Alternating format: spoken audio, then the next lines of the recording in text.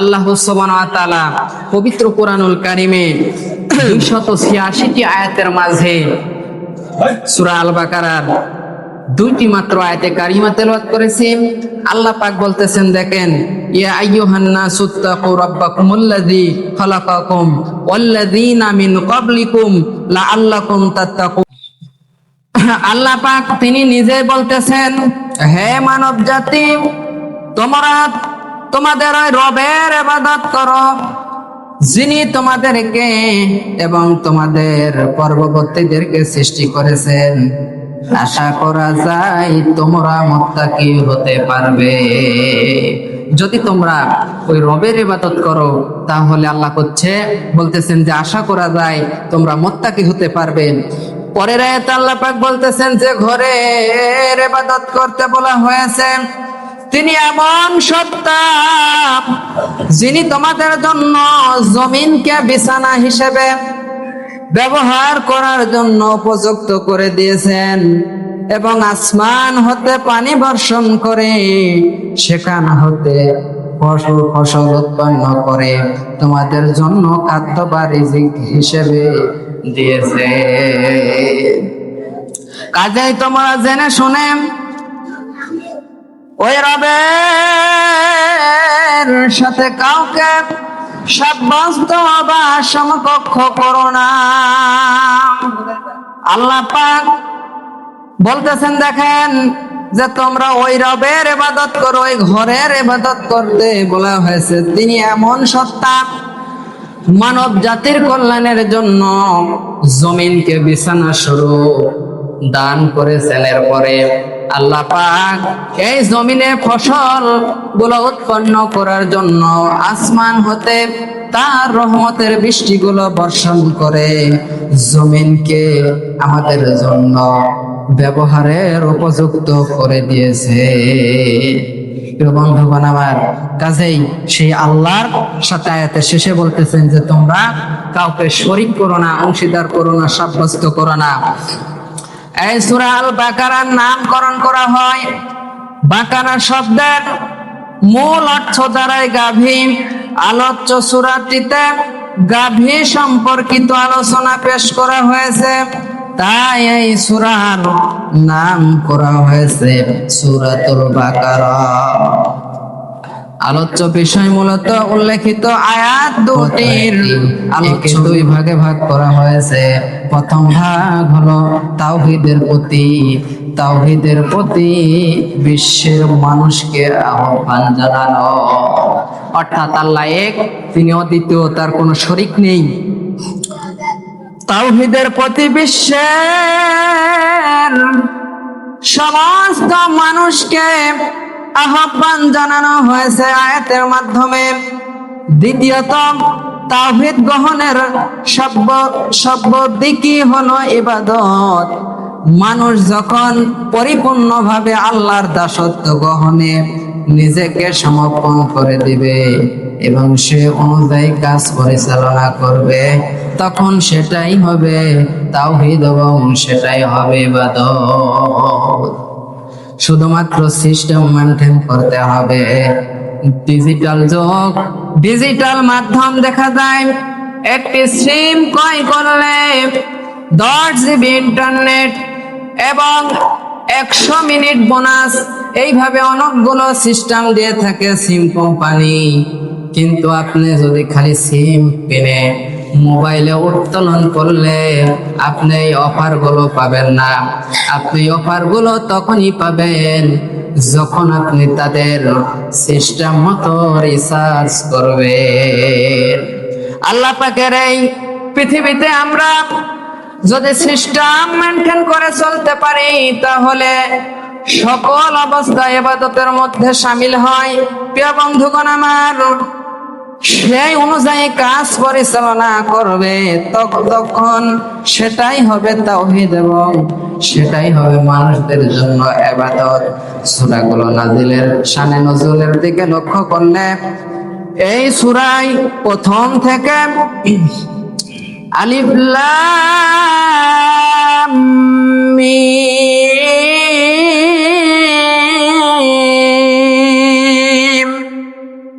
এখান থেকে শুরু করে 20 নম্বর আয়াত পর্যন্ত মুমিন কাফের ও মুনাফিকদের পরিচয় কার্যাবলী বিভিন্ন ভাবে আলোচনা করা হয়েছে। এখানে তৃতীয় আয়াতে উল্লেখিত 3টি সম্প্রদায়কে এক এক করে আলাদা করেছেন। 3টি সম্প্রদায় ও সংবিধান ও সাধারণ বা আম হেদায়েত ও আহসাবান জানানো হয়েছে। আল্লাহর দাসত্ব কবল করার জন্য এতে যুক্তি প্রমাণ সহ কেন আল্লাহর ইবাদত করতে হবে মানব জাতির সামনে তুলে ধরা হয়েছে। কেন আমরা আল্লাহর ইবাদত করতে হবে? আল্লাহ পাক বলতেছেন, আয়াতের ব্যাখ্যাগুলো দেখলে দেখেন, আল্লাহ পাক বলতেছেন, ইয়া আইয়ুহান নাসু উবুদু রাব্বাকুমুল্লাযী খালাকাকুম ওয়াল্লাযীনা মিন ক্বাবলিকুম লাআল্লাকুম তাত্তাকুন। আল্লাহ এখানে নাস শব্দ ব্যবহার করেছেন। নাস অর্থ হলো মানুষ, ইনসান মানেও মানুষ, কিন্তু নাস দ্বারা আল্লাহ পাক একজন মানুষকে বোঝায়, আর ইনসান দ্বারা পৃথিবীর সকল মানুষকে বোঝানো হয়েছে। নাস মানে হচ্ছে একজন ব্যক্তি, আর ইনসান মানে গোটা পৃথিবীর সমস্ত মানুষ কে বোঝানো হয়েছে। এবার আসুন, ইবাদত অর্থ হলো ইবাদত করো, দাসত্ব করো, গোলামি করো, নির্দেশ মেনে চলো, আনুগত্য করো। ইবাদত অর্থ কি? ইবাদতের অর্থ হলো আনুগত্য করা, গোলামি করা। ইবাদতের অর্থ হচ্ছে আনুগত্য করা, হুকুম মেনে চলা, গোলামি করা। পারিভাষিক অর্থাৎ বান্দা তার মাবুদের আনুগত্যের জন্য যা কিছু করে থাকে তাকেই বলা হয় ইবাদত। আমাদের দুনিয়াবি কাজকর্ম, ঘর সংসার অর্থাৎ সকল প্রকার বৈধ কাজই হচ্ছেন আল্লাহ সুবহানাহু ওয়া তাআলার ইবাদত, এবং সকল প্রকার অবদ্ধতা ও নাফরমানি হতে বান্দা বান্দি দূরে থাকার নাম হলো ইবাদত।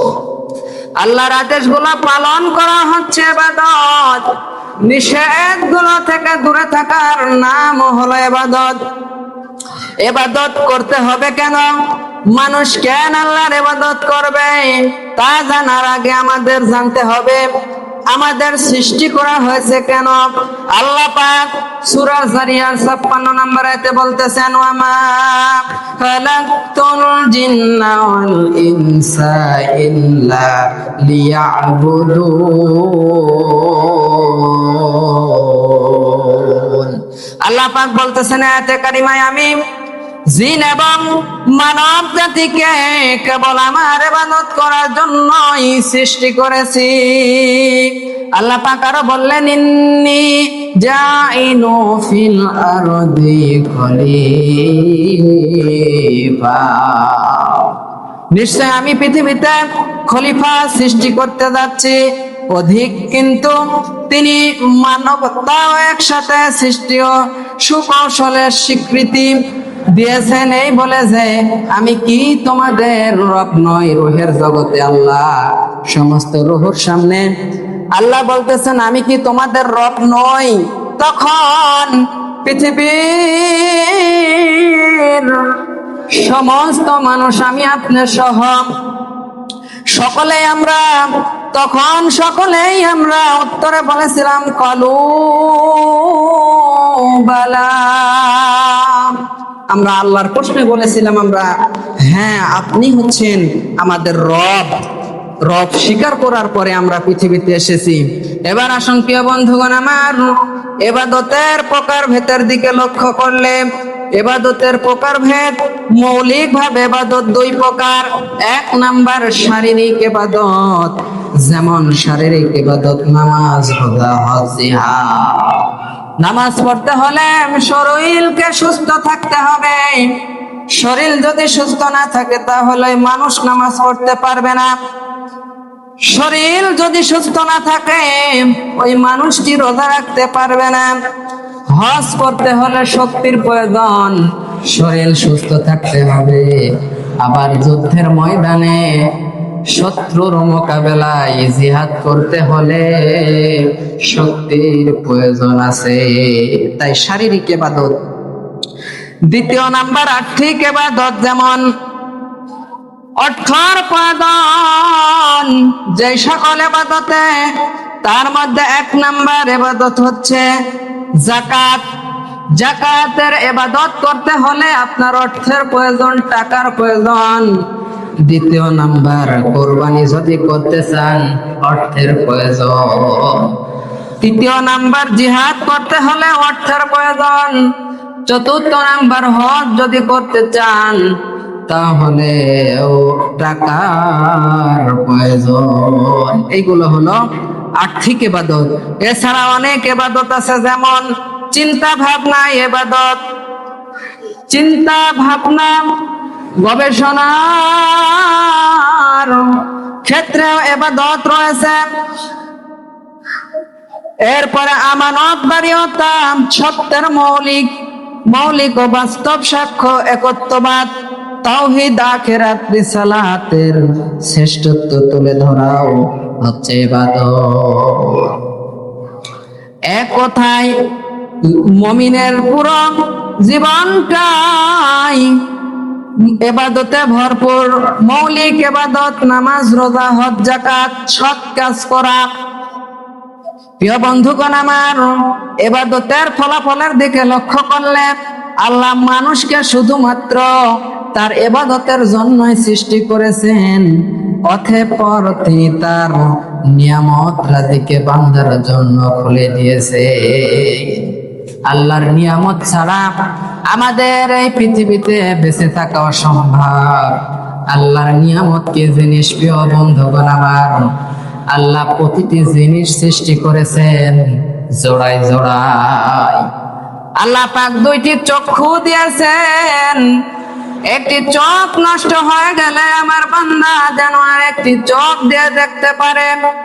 আল্লাহ পাক দুইটি কান দিয়ে মানুষকে সৃষ্টি করেছেন। একটি কান নষ্ট হয়ে গেলে যেন অপর কান দিয়ে শুনতে পাই। এইভাবে আল্লাহ পাক দুইটি হাত দিয়েছেন। একটি হাত না থাকলেও যেন আমার বান্দি অপর হাত দিয়ে চলতে পারে। আল্লাহ পাক দুইটি পা দিয়েছেন। দুইটি পা দিয়েছেন যেন একটি পা না থাকলে আরেকটি পায়ের সাহায্যে আমার বান্দা চলতে পারে। আল্লাহ পাক এইভাবে সকল কিছু জড়ায় জড়ায় সৃষ্টি করেছেন। শরীরের ভিতরের দিকে লক্ষ্য করলে দেখা যায় দুইটি কিডনি আল্লাহ পাক দিয়েছেন। একটি কিডনির মূল্য কত? একটি কিডনি যদি নষ্ট হয়ে যায় আর একটি কিডনি দিয়ে বান্দে জীবিত থাকতে পারবা। এইভাবে আল্লাহ পাক মানব দেহকে সৃষ্টি করেছেন। কোটি কোটি টাকার সম্পদ আমার আপনার দেহে আল্লাহ পাক বিনা টাকাই আল্লাহ পাক আমাদেরকে দিয়েছেন। আজকে আমরা এত ছটফট করে এত ধরপড় করে কি করব? আল্লাহ পাক যদি না দেয়, আল্লাহ পাক যদি মানুষদেরকে অসুখের মধ্যে ফেলে দেয়, এত 6 বছরের কামাই, 5 বছরের কামাই, 10 বছরের কামাই আল্লাহ না কারুক, দেখা যাচ্ছে কারো বড় ধরনের একটি অসুখ দিলেই মুহূর্তেই শেষ। তাই আমাদের বিবেককে কাজে লাগাতে হবে। 5টি ওয়াক্ত নামাজ আমরা প্রথমত ইবাদত, ঈমান আনার পর এই নামাজটুকু সময় মতো যেখানে যে অবস্থায় আছে পবিত্র থাকলে আদায় করব। একটি কিডনি নষ্ট হয়ে গিয়েছে, সেই কিডনি আপনার কেটে ফেলে দিতে 1 লক্ষ টাকার প্রয়োজন সর্বনিম্ন। তাহলে আল্লাহ পাক আমাদেরকে পরীক্ষা করেন এইভাবে যে কে আমলের দিক দিয়ে বেশি আমল করতে পারে। প্রিয় বন্ধুগণ আমার, তাই আসুন আমরা ইবাদত করব, আল্লাহ পাকের সৎ কাজ করব। আর আল্লাহ পাক আমাদেরকে যে নিয়ামত দিয়েছেন, শরীর পায়ের নখ থেকে শুরু করে মাথার চুল পর্যন্ত, যাদের চুল নেই তারা জানে চুল না থাকার কি কষ্ট।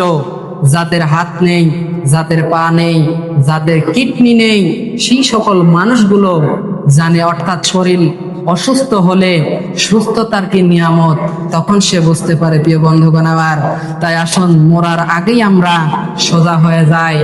মানুষ আমরা এত খারাপ, মরার আগে আমরা সোজা হতে চাই না। যেদিন মালাকুল মউত এসে আমার আপনার দেহ থেকে রুহুকে নিয়ে যায়, তখন সাদা কাফনে ঢোকার পরে আমরা এমনিতেই সোজা হয়ে যাই। চকলেটের মতন মোড়ায়ে আমাদেরকে রাসূলের দলে ইসলামের পক্ষে আমাদেরকে কবরে রেখে আমরা আসি। প্রিয় বন্ধুগণ আমার, তাই আমরা মরার আগেই রাসূলের দল ইসলামের পক্ষে চলব, সৎ কাজের আদেশ করব, অসৎ কাজ থেকে বিরত থাকব, নামাজ আদায় করব, হজ পালন করব, যাকাত দিব। প্রিয় বন্ধুগণ আমার, এবার আসুন যে কথা বলতেছিলাম যে নিয়ামত রাজিকে বান্দার জন্য খুলে দিয়েছেন আল্লাহ পাক।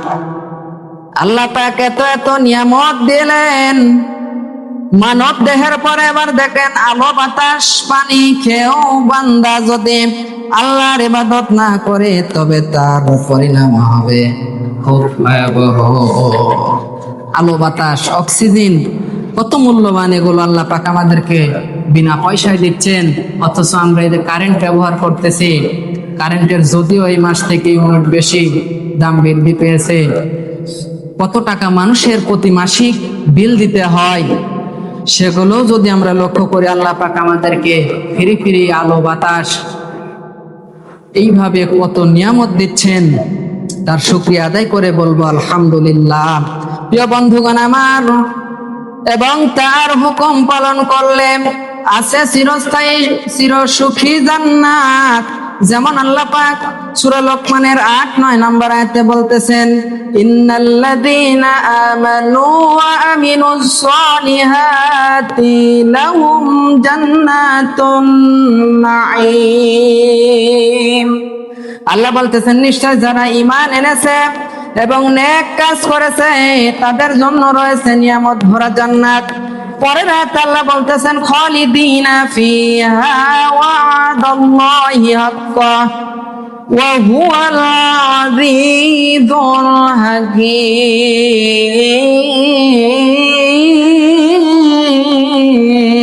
হাকীম। আল্লাহ বলতেছেন তারা চিরকাল সেখানে থাকবে, এটা আল্লাহর সঠিক ওয়াদা। তিনি মহাশক্তিশালী ও মহাবিজ্ঞানময়।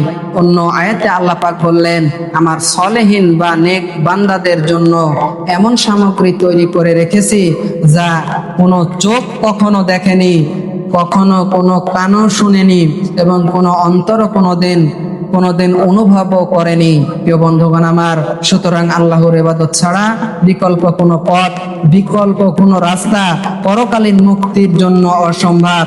আল্লাহ সুবহানাহু ওয়া তাআলা খালিক, তোমাদের সৃষ্টি করেছেন, এরপরে সৃষ্টি করেছেন, সৃষ্টি করার পর তিনি অস্তিত্ব দান করেছেন, জীবন দিয়েছেন, এবং এরপরেই বলা হয়েছে শুধু তোমাদেরই নয়, তোমাদের পূর্ববর্তীদেরও সহ সকল কিছুকেই আল্লাহ ফিরাসা, বিছানা, বিশ্রাম স্থল, আরাম আয়েশের জায়গা আর বিনা বলে আকাশকে ছাদ হিসেবে তৈরি করেছেন।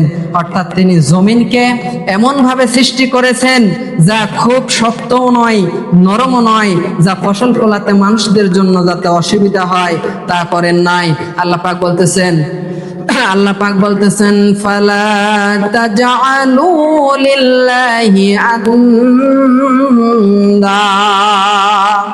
আল্লাহ বলতেছেন কাউকে আমি আল্লাহর সমকক্ষ মনে করো না।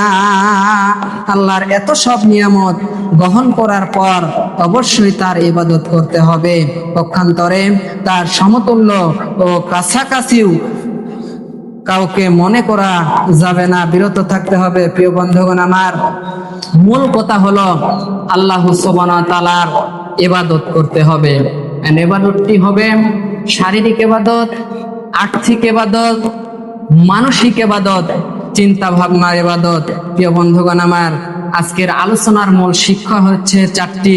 1 নাম্বার, আমাদেরকে একমাত্র আল্লাহর ইবাদত করতে হবে। কার ইবাদত? ওই রবের ইবাদত করতে হবে।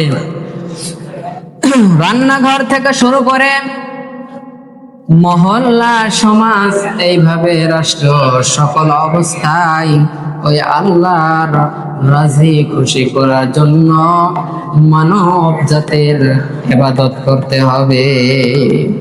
আমরা কি করি? ইবাদত করি, সহজ সহজ গুলা মেনে নেই, যেটা একটু কঠিন, যে আইনটি আল্লাহর মানলে আমার মাতাব্বরি থাকবে না, আমার কর্তৃত্ব থাকবে না, আমার অর্থ সম্পদের ক্ষতি হবে। তখন আমরা কি করি? সেই আইনগুলো মানা থেকে আমরা বিরত থাকি, আবার বলে থাকি মধ্যযুগী আইন। এই সকল অবস্থা আমাদের ভিতরে রয়েছে। তাই সকল ক্ষেত্রে আমাদেরকে ইবাদত করতে হবে ওই রবের। 2 নাম্বার শিক্ষণীয় বিষয় হলো, আল্লাহর ইবাদতে অন্য কাউকে শরীক করা যাবে না। আল্লাহর সাথে ইবাদত করতে, আল্লাহর সকল ইবাদতের ক্ষেত্রে অন্য কাউকে শরীক করা যাবে না। আজকে বিশেষ করে দেখা যায় আমরা মুসলিম ঘরের সন্তান, যাদের ছেলে হয় না, মেয়ে হয় না, এই সকল মা বোনেরা দেখা যায়, ভাইরা চলে যায় একটি খাসি, 1 গাড়ি মানুষ ভরে সাসপেন্ড বেঁধে নিয়ে ওই চলে যায় কুসুমবার দিঘিতে। আবার কেউ বা চলে যায় আপনার বাঘার সেই দিঘিতে। মানুষের কত বিবেক বুদ্ধি যদি না থাকে, তাহলে এই সকল কাজ করে।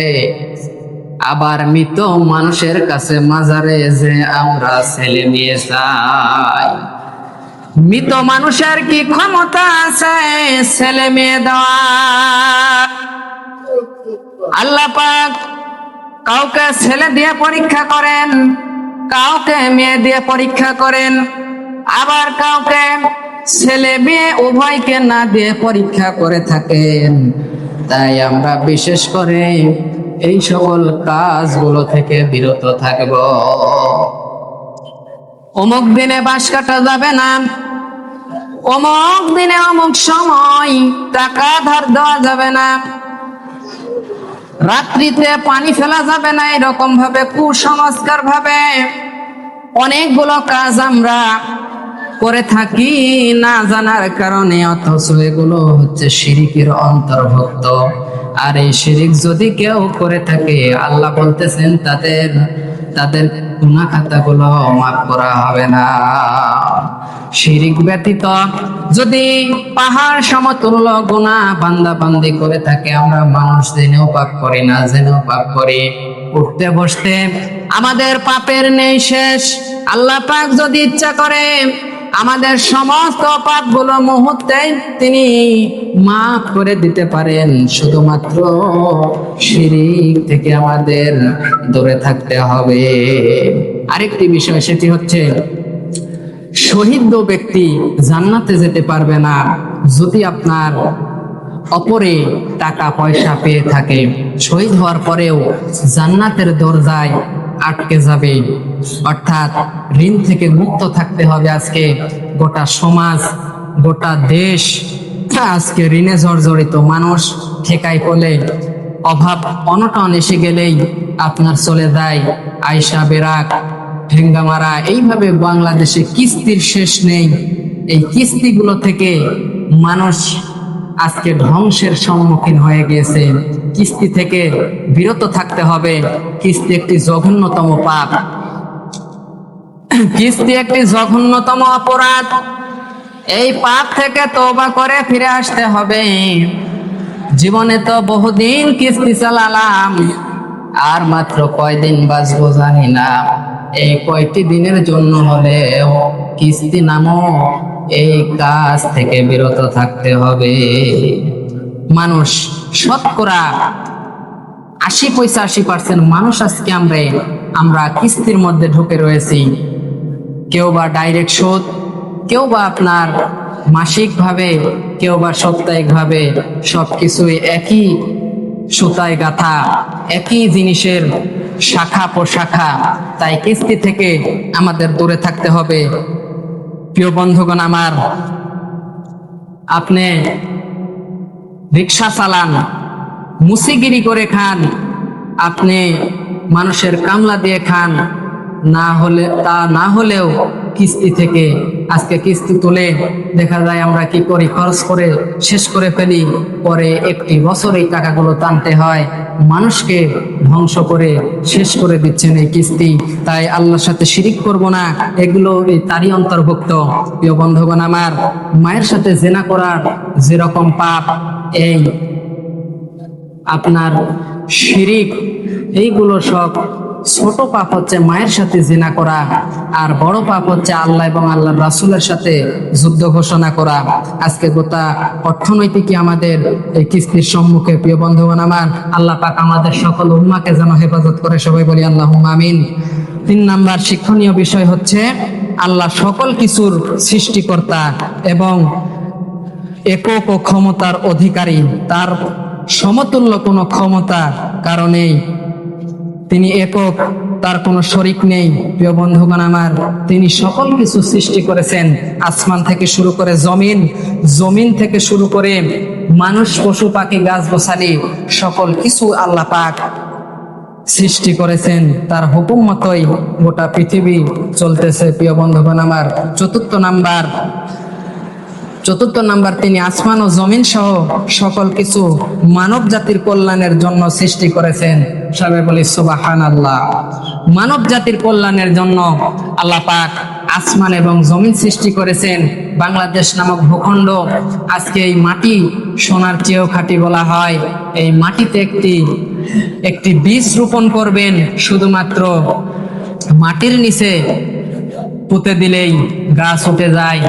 বাংলাদেশে এখন আঙ্গুরও চাষ হয়, সকল কিছু আল্লাহ পাক বাংলাদেশের মাটি, তার মধ্যে দুর্গাপুর পুঠিয়ায় সর্বোচ্চ ভালো মাছ উৎপাদন করা হয়, ভালো মাছ উৎপাদন হয়। এগুলো সবই হচ্ছে আল্লাহ পাকের একটি নিয়ামত। সবাই বলি আলহামদুলিল্লাহ। আল্লাহ সুবহানাহু ওয়া তাআলা আমাদের সকলকে তার ইবাদতের জন্য যেন কবুল করে নেয় এবং আমাদের সবাইকে নেক হায়াত যেন দান করে দেয় এবং আমাদের সকলকে যেন মুসলিম হিসেবে কবুল করে নেয় এবং আমরা যেন সকলে কাল কিয়ামতের দিন মুসিবতের সময় তার জান্নাত নামক যে জায়গা, সেটা পেয়ে যেন ধন্য হয়। সবাই বলি আল্লাহুম্মা আমিন। বারাকাল্লাহু লাকুম ফিল কুরআনিল আযীম ওয়া ইন্নাহু তাআলা জাওয়াদুল কারীম মালিকুল রাহিম।